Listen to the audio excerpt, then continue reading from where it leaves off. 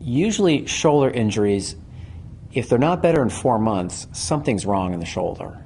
And so once you get past that milestone, it's pretty reasonable to see somebody. And so the classic person may come in and say, I'm having pain with sleeping.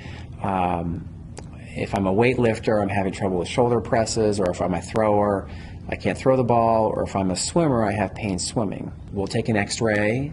That probably won't show anything, but that's typically where you would start. And then once you examine them, there are some provocative tests that most people will have. And so my suspicion is already heightened when I hear that somebody's had pain in their shoulder for more than 4 months. So once you do the physical exam in the office, if they do have the provocative tests and it seems like nothing else has worked for them, then they can try some anti-inflammatory medicine, they can go to physical therapy, or they can get the ultimate test, which is the MRI arthrogram. Now, the MRI arthrogram is a test where you inject dye in the shoulder joint, and then you get placed in the MRI machine. And that's the most accurate way of figuring out what's going on in the shoulder, whether it could be a rotator cuff tear, a labral tear.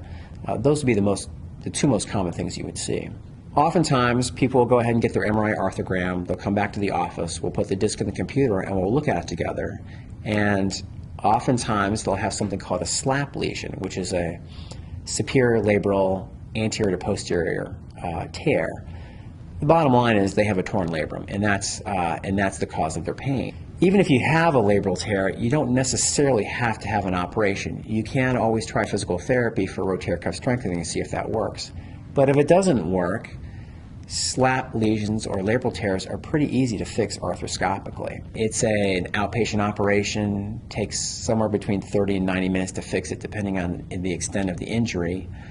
You have some small incisions around your shoulder, you follow a very regimented protocol in physical therapy, and you're back playing sports probably at 4 to 6 months.